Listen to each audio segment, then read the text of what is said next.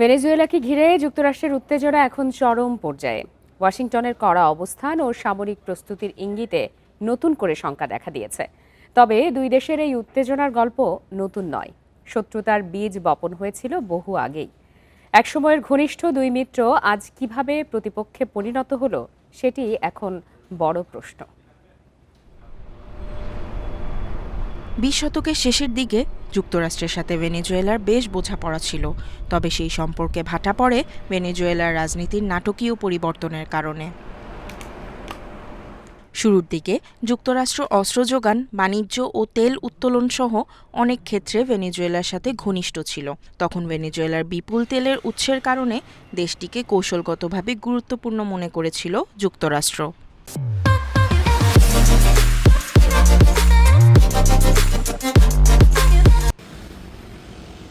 ১৯৫৮ সালে ভেনেজুয়েলা যখন গণতন্ত্রের উত্তরণের পথে, তখন তাদের স্বৈরশাসককে আশ্রয় দেওয়ার প্রতিবাদে মবের শিকার হন সফরে আসা মার্কিন ভাইস প্রেসিডেন্ট রিচার্ড নিক্সন।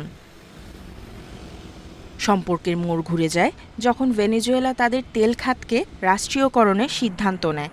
এতে যুক্তরাষ্ট্রের স্বার্থ ক্ষতিগ্রস্ত হয়, কারণ সম্পর্ক যেমনই হোক, ভেনেজুয়েলার তেল মার্কিনদের জন্য সবসময় গুরুত্বপূর্ণ ছিল।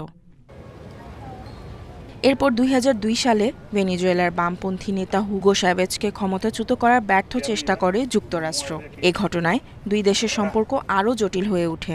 হুগো চ্যাভেজের পর নিকোলা মাদুরো ক্ষমতায় এসে আগের রাষ্ট্রীয় নিয়ন্ত্রণ ও নীতিগুলো চালু রাখায় দুই দেশের রাজনৈতিক দূরত্ব আরও বেড়ে যায়। বর্তমানে ট্রাম্পের আমলে এই সম্পর্কের উত্তেজনা চরমে পৌঁছেছে।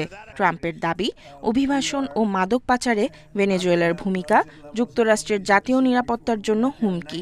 তাই মাদুরোর পতন চান তিনি। ভেনেজুয়েলার আক্রমণ করতে যুক্তরাষ্ট্র প্রস্তুত বলেও ধারণা করা হচ্ছে।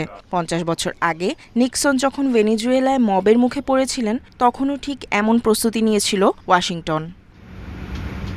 নিশাত সুলতানা মিম, ইন্ডিপেন্ডেন্ট নিউজ।